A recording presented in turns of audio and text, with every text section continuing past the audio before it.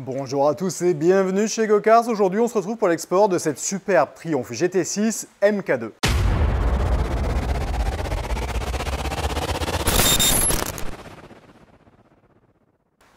Alors, comme d'habitude, avant de vous faire voir plus d'images de la voiture, on remercie notre client. Laurent, merci pour votre confiance. On est ravis de vous exporter ce véhicule. Je pense qu'on vous importe la meilleure occasion du marché à l'instant T. Alors, cette voiture, elle était située à Newcastle. Newcastle, c'est dans le nord de l'Angleterre, pas très loin de l'Écosse, environ 5 heures de route pour se rendre sur place.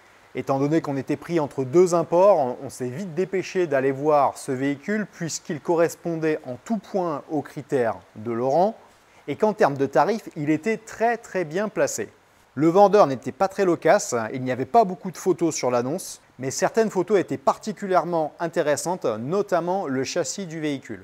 L'avantage d'une Triumph, c'est qu'en ouvrant le capot avant, il est facile d'avoir accès aux éléments de la direction et donc d'avoir un bon aperçu du châssis du véhicule. Pas de Blackstone sur celui-ci, mais il a été complètement repeint. En termes de tarifs, on était affiché à 11 000 livres, négocié à 10 500 livres une fois sur place. Il n'y a pas beaucoup d'inconvénients sur ce véhicule. Néanmoins, l'absence complète d'historique peut en rebuter certains. L'inspection technique nous permet de voir beaucoup d'éléments qui ont été remplacés dans le compartiment moteur. Sur les points négatifs, on notera la qualité de la peinture. Malgré le fait que celui-ci soit repeint, le travail a été bâclé. On retrouve des petites projections de peinture sur les chromes et des coulures dans les arches de roue. Ce genre de véhicule fait partie du patrimoine de l'Angleterre et les Anglais les considèrent comme des voitures standards. D'où l'absence complète d'historique sur cette voiture. Le vendeur l'a fait entretenir régulièrement sans conserver les factures puisque pour lui c'est un véhicule comme un autre. C'est bien là qu'on s'aperçoit des différences de marché entre le marché anglais et le marché français.